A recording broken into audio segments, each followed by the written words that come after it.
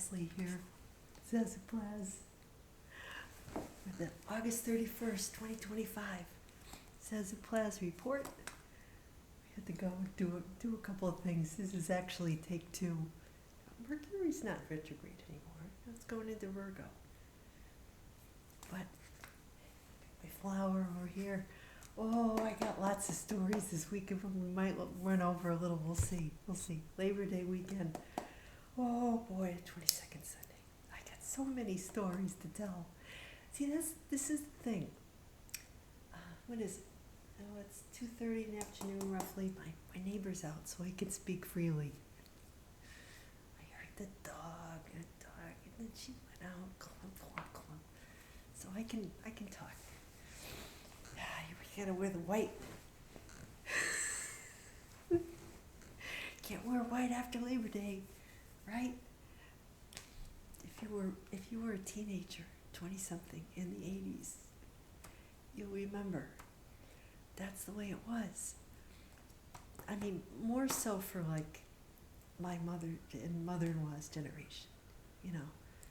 My mother-in-law had these, why am I talking about this?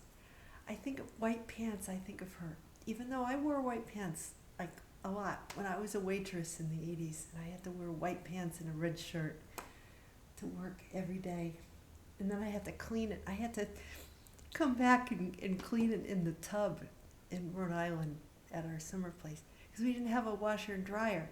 So I come home smelling like a vat of grease of French fries, and then I had to wash it in the tub and then go back to work the next day. And I had this boyfriend lived next door to me. He's a Virgo, you know, very clean, you know, very like. I'm talking about Virgo friends this week in my Facebook and my writings, and they're very helpful.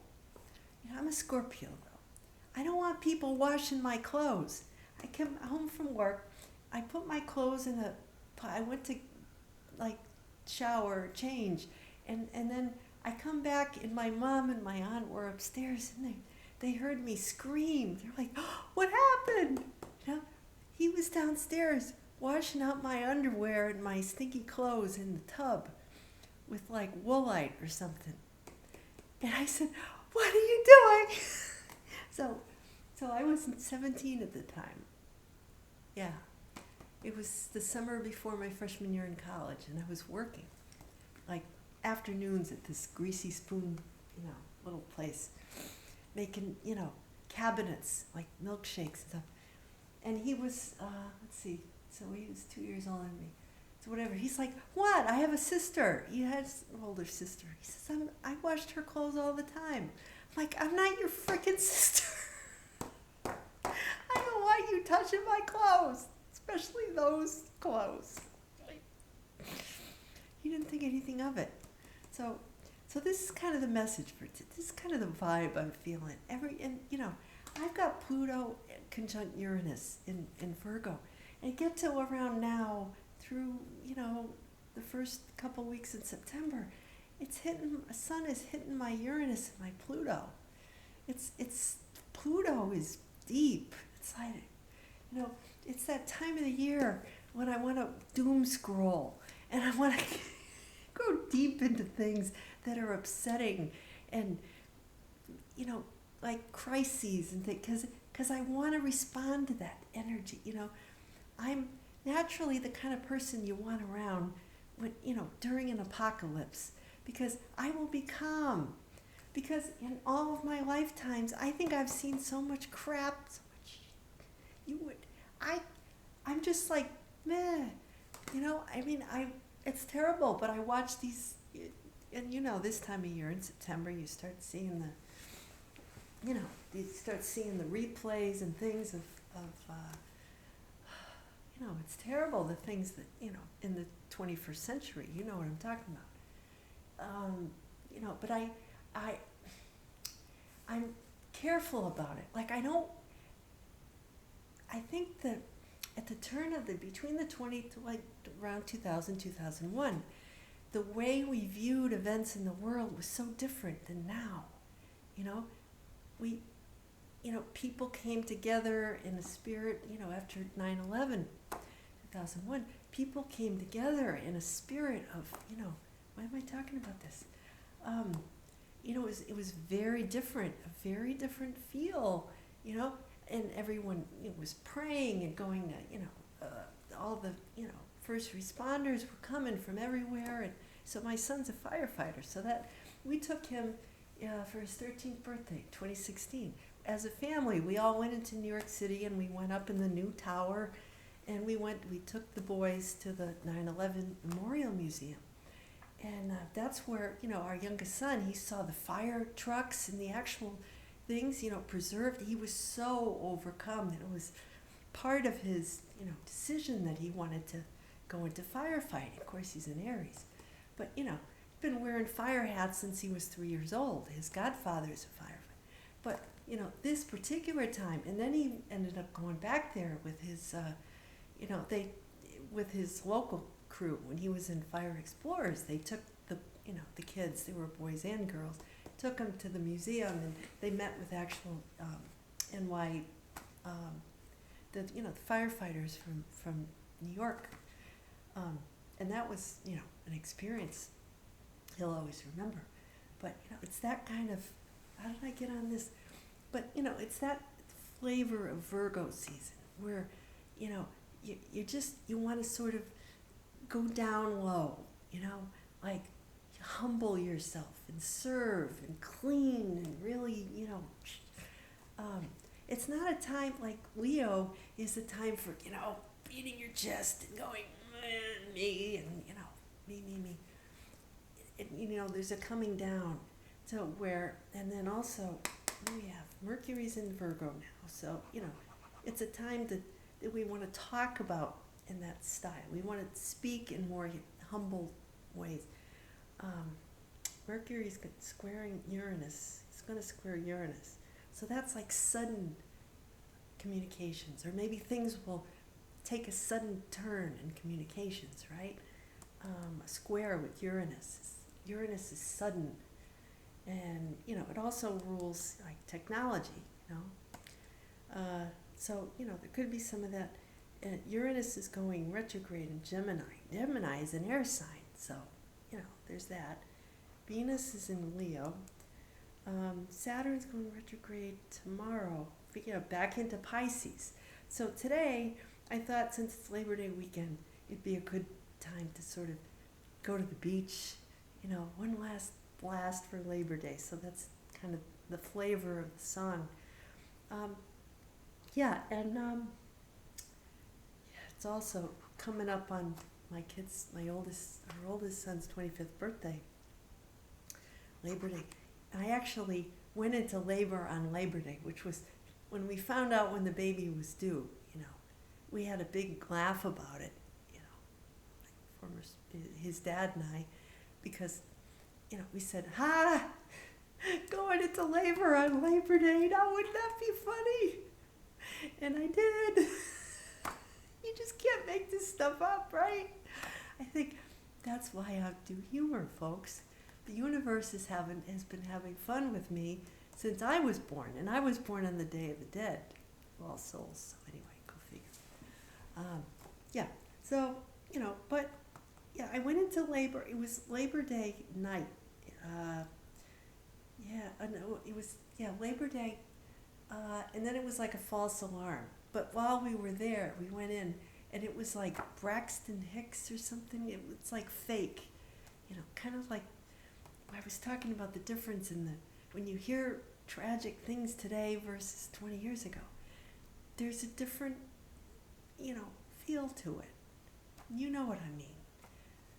So you kind of have to keep your focus, on the things that raise you, where you can do the most good, things that raise your energy, right? And don't be distracted by the things that, take you down. Speaking of, labor, so long story short, I was in there watching the Jerry Lewis telethon, which was still on in 2000, at night. And they're like, no, you can go home now. I'm like, no, I'm on with Sarah. Can I just stay here? He's going to get here eventually. She's like, no, you got to go home. I don't want to go home. Because I had spent, so what happened was the whole next day, I was in total nesting mode and I was cleaning. That's the problem with having a kid during Virgo season. Nesting instinct was off the charts. I was cleaning the floor. I cleaned the whole house, and then he decided to come halfway between when they said he would come. They said, well, as early as this and as late as that, and he came exactly in the middle, which ended up being the next day after Labor Day. But I think what it ended up being was like 11 o'clock that night of Labor Day. I had contraction, and then he ended up being born 7 p.m. the day after Labor Day. So if Labor Day was like the 4th, he was born like evening of the next day. So 20 hours of labor later, he was a tall baby too. He was tall. He was long. He's over 6'2" now. He's 6'2", something like that. Yeah, my baby. He's no more baby. Okay, so a couple little things. I don't know if this has to do with the retrograde thing, Uranus in retrograde, but 2 things that happened this week. Okay, this is the part where you get to feel better about your life because I tell you about mine. All right, so I'm running on the treadmill first thing, and it's that treadmill. I think it's in my apartment now. Correct me if I'm wrong. He's listening. And my former spouse, to his credit, he brought the thing. We brought the thing here in 2 pieces, a Nordic track treadmill. 2 pieces. We brought it in the minivan, and he set it up. It took us like 3 days of working on it every day to set it up. And it's got all kinds of cords wrapped around, and it's just like I don't want to move it because it's going to fall apart. So I'm on the treadmill, doing my thing, and then I hear this like squeak. Not a squeak. It was more like a tuk, tuk, tuk.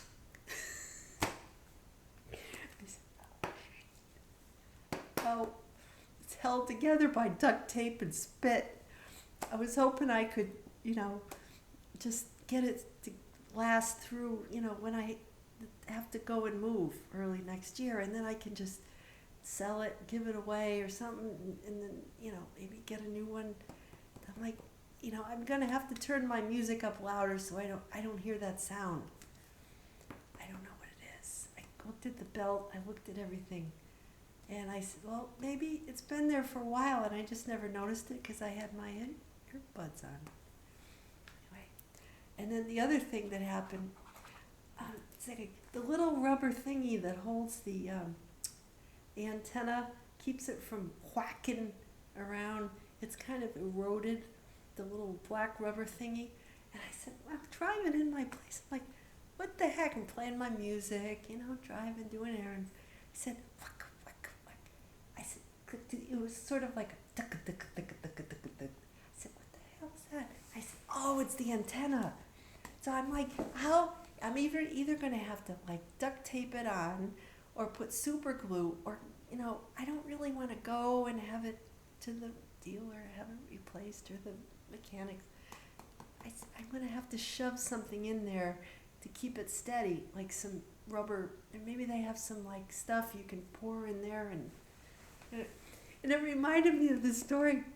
I remember my father-in-law telling this story. So my mother-in-law had this old car. Well, my car is a 2007 minivan, so it's not that old. Her car was in like 90s. I didn't even know if it was that car or something. Yeah, it was that car. She used to put a golf ball, not a golf ball, a ping pong ball. The white ones? She put a hole in it, she stuck it on her antenna on her car. So, get this. And I think she even had like a little flower under it. So that when she came out of the mall, she could find her car in the parking lot. Okay, so one day, it'll be worth it. My father-in-law would tell the story. I was driving on the highway, he said, and all of a sudden I heard,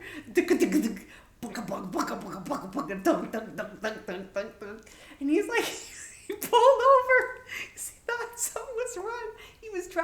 car. And he thought something was wrong. He said, I think something's wrong with the engine. He said, there's this loud knocking noise when I get on the highway. Come to find out, it was the ping pong ball on the antenna hitting the roof of the car.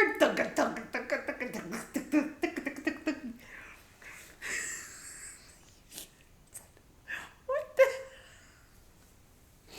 Okay, that's for you. I'll leave it right there. Right there. Yeah, I don't want to talk about that right now. Anyway, and I said, I'm in my car, and so I switched from how am I going to handle this now to laughing my head off at the story that I remembered, that it reminded me of.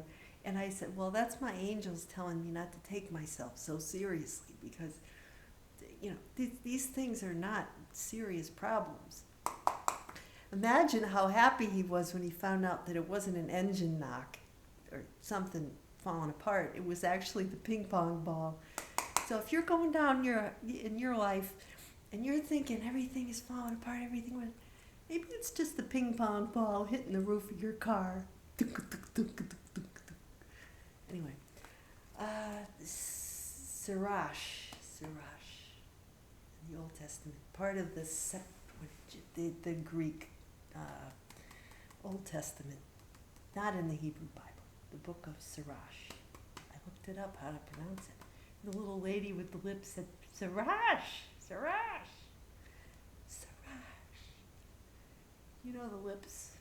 Anyway, yeah, so Joshua, son of Sirach.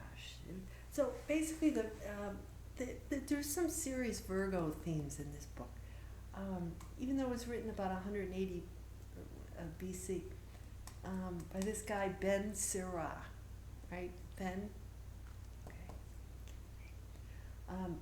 So some of the themes were friendship, women, honor, money, family relationships, and speed. It's sort of like Miss Manners, for the old times, in the ancient book of Miss Manners, or Dear Abby or something. Who is it? Miss Manners, who tells you how to act like when you go to a fancy dinner, what silverware to use, and how to put the napkin on your lap, and how to have tea with the queen, that kind of thing, right?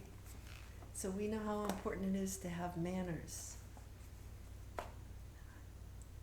Okay, but that's not something that a lot of kids are being taught these days. When I was a kid, my parents took me out a lot, and so kids, and we had a lot of family gatherings and things, and so you went to restaurants, or you went to somebody's house, and you went to weddings. There were a lot of weddings, when we were growing up. My cousin got married. My younger cousin on my dad's side, she got married that week in September, just after my son's birthday. So, around September 7th, 8th, 9th, somewhere in there. And then they took their honeymoon in Hawaii in 2001, and they were stuck there because they were stuck on the island. This is relevant because they couldn't get a flight to, fly home because it was, 9/11 happening. So, there was that. This is Gen X, folks. She's a little younger than me, but, she's in her 50s now. But yeah, this is our generation. This is, what some people experience. So ethical teachings, okay? So, but, at the same time I read, okay, so Virgo is about duties to self and society, especially the poor, the oppressed, and duties to God, right? But, he had a little, there was a little sort of, bitter, it was a bitter taste of Sirach because he had distrust and possessiveness over women, right? So, there's that sort of attitude that kind of makes you go, okay, well, yeah, but Virgo is the woman, right? It's the young maiden That's Virgo. So,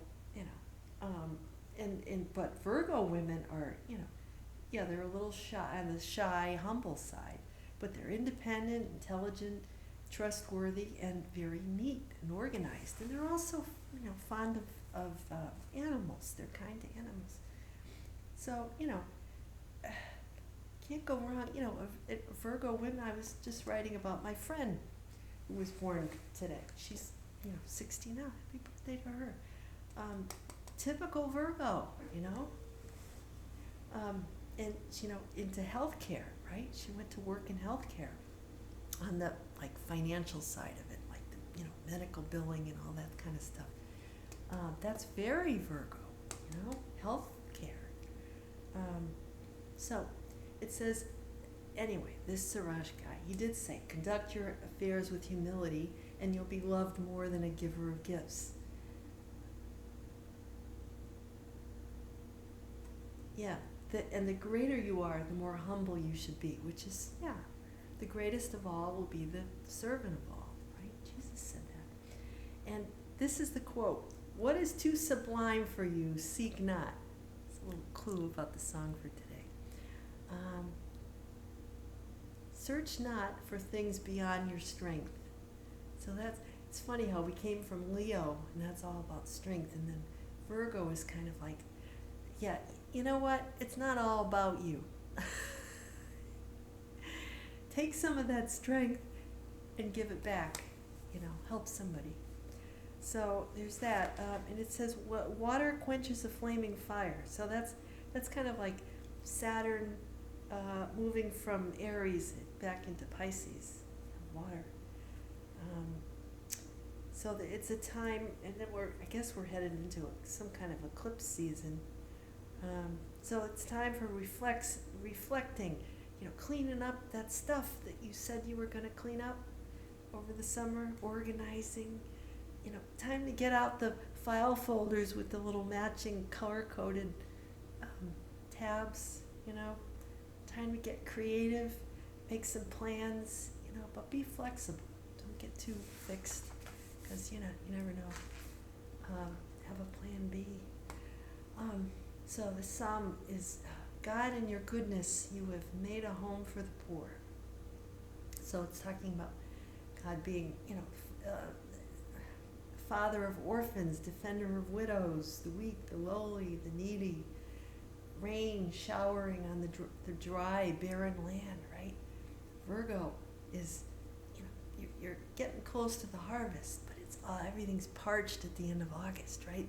With all that Leo, we had all that sun, all the sun neutrinos or whatever coming in.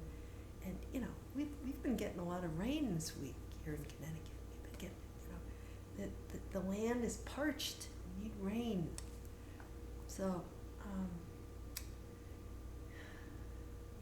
so in the book, letter to Paul to the Hebrews, Paul is congratulating people for not responding to the distractions and negative energy, right, of the matrix, the 3D world, of the storms. He said the loud trumpets and the loud voices telling us things that we don't want to hear again, right? So this is like, the news, just anything lately. All the conflict and the creation of conflict, fake conflict, exaggeration of things that aren't nearly as bad as people make them out to be. You know what I'm talking about. And focusing on the higher things, Mount Zion, the angels, the spirit guides, right? That all around us, the words of Jesus, the spirit of the Christ consciousness in us, the present moment, the inspiration that comes to us in the present moment. That's where your attention. So he's saying, good job for not falling for that stuff. You kept your focus, right? So this is not the time to, succumb to temptations, addictions, distractions, all that stuff. So, take my yoke, says the Lord. Learn from me, for I am meek and humble of heart. Yeah, that's good. So there's, learn from me, Mercury and Virgo. Virgo's also about the student, the teacher, and the teacher, well, could be Gemini. But Virgo is when we go back to school, So if ruled by Mercury, they're both ruled by Mercury. One's the higher mind, one of them's the lower mind. So, yeah, there's that. Go look it up. I don't know. But yeah, I'm pretty sure that Virgo, being ruled by Mercury, is very much to do with the student.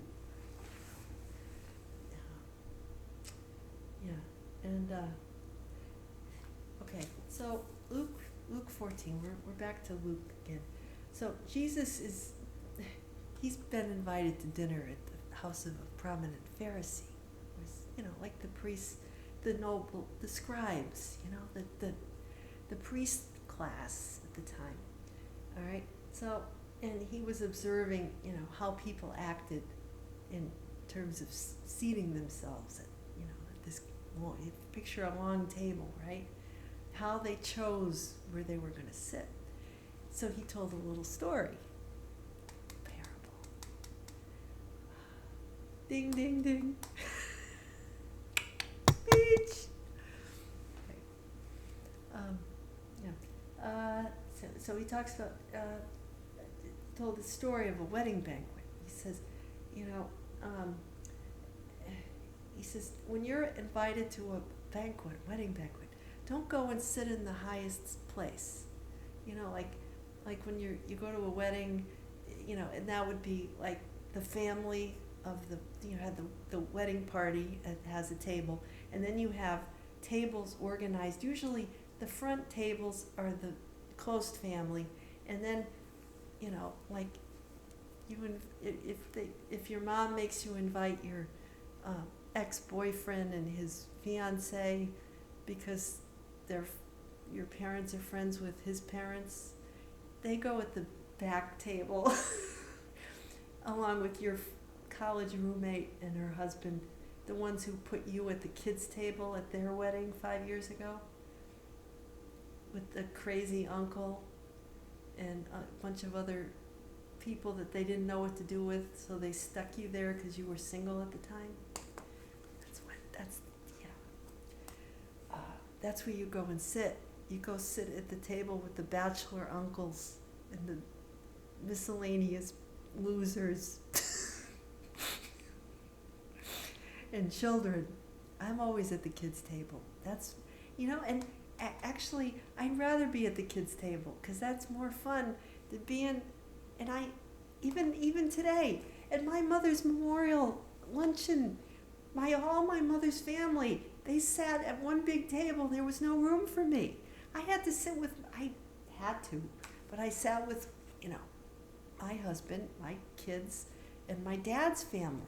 They shoved us all over there. And we're the ones who paid for the lunch.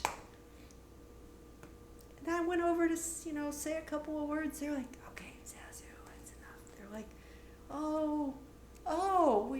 you didn't, where have you been?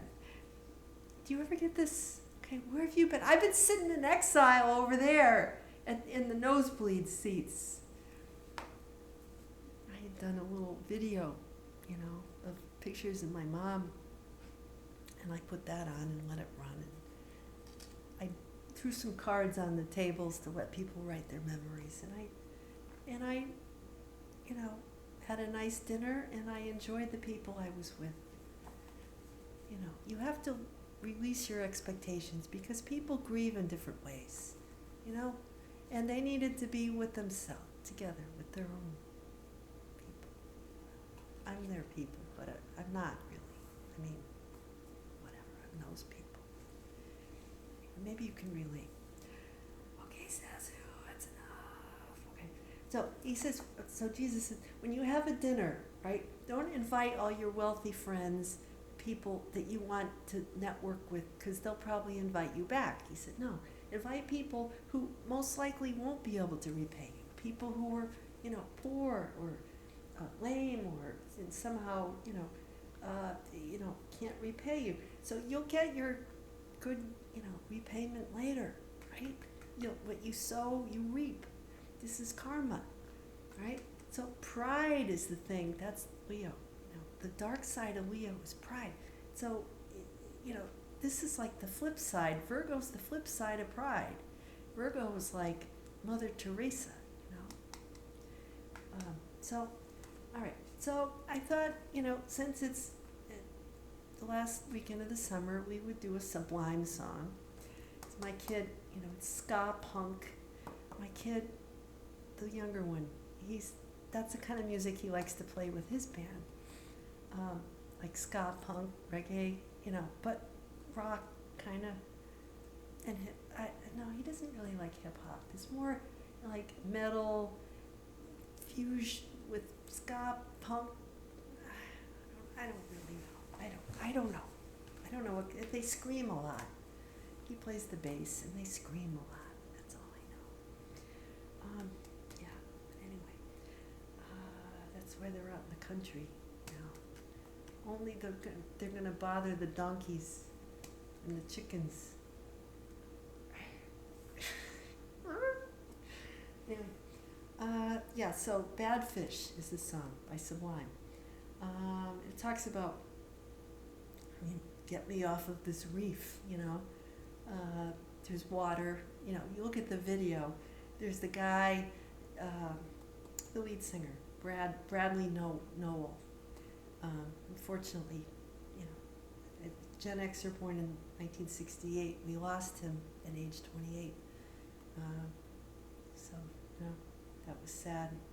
You know, he had an addiction, and got him, and his kid, apparently, he succumbed to this addiction he had, unfortunately, and his son was 11 months old at the time, you know, leaving his wife a widow. So this fits with the theme, you know, of the God taking care of the widows and the orphans. So this kid, his son, Jacob Noel, is now, from what I could tell online, he's now the lead singer. You know, he's taken his dad's place as the lead singer of Sublime, which is really cool. His name is Jake. My son is in a band, and the guy who started the band is named Jake. It's weird. But these kids, this Jacob, he was born in 95, so that makes him a Gen Z cusp. But, I mean, he's following in his dad's footsteps. And he sounds pretty good. He sounds a lot like his dad, just from watching videos and stuff. But I wanted to touch on some of so this song, they recorded it on their demo tape, "Jah Won't Pay the Bills." It was originally, wrote it, recorded in '89, and it was influenced by this reggae, Ziggins song, All the Fun That We Missed. Yeah, sort of like that Southern California sound, Long Beach area. All the fun that we missed. So, you know, there's this kind of, you know, undercurrent, but that's, if you go higher, you know, and you look at it from a spiritual point of view, I guess it was, it was on their 1992, so it went from the demo to the 1992 debut album, 40 Ounces to Freedom. It was released as a single January 8th, 93, and in 97 again. So after he died, before he died, before his death, MTV and the radio refused to play the song. But then they played it after he died, and it became one of their most popular songs, even with the critics. So that makes you think, right? How many, you know, and the same thing with like Kurt Cobain, right? It's, you know, same general, you know, vibe. It makes you think, right? About the musical artists of our generation. There's, you know, this Neptunian sort of haze that kind of goes with, you know, the 60s babies and the great creativity that came through, but then with that was this, you know, sort of, you know, delusional, sort of addictive substances and the, you know, all of the psychedelic influences of the 60s. We were babies, you know, born into that. So you can't be too surprised, I guess, when this, you know, is infused into these, you know, some of our generation's songs. The ones that, you know, and for me as an early Gen Xer, these were the younger, slightly younger, like the ones my age were making the music that the younger Gen Xers and the millennials, you know, then discovered when they were the younger Gen Xers, when they were teenagers, that was the music they were jamming to. Or we were already in our late 20s, you know, 30, by the time some of this music, kind of grunge, came out, in the late 20s. So there's that, you know. Yeah, so I thought it's, so the lyrics, I said, you know, I'm just a parasite wanting to be set free, you know, poor, no money to spend, you know, wish I never learned to swim because the water's too polluted, no time to grow old. I mean, this is Gen X stuff, folks. You know, if you look at our music, right, and the lyrics written by Gen X artists, you get an idea of more of the thinking, the energy, right? Don't just listen to these, you know, the loudest voices yelling on Instagram, or, you know, the loud creators making the most noise, right? That's not the full story. Look at the music.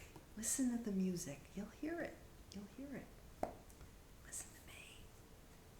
You know, throw me a like once in a while. Throw me a bone. Go smash the button or whatever. I'm not gonna beg. All right, but I will go have my paleo hot chocolate and cashew butter on a rice cake. Time for my snack. I'm starving. To finish up those chicken fajitas tonight. And I'm gonna make harvest stew tomorrow. They didn't have butternut squash, so I had to get butter, what was it? It's some kind of squash, butter squash, no, butter something, buttercup squash. It's like this big round thing. I gotta cut it up. I don't know how I'm gonna do that, but anyway, happy Labor Day. Have fun and stay safe, and I'll see you next week, same place, different time.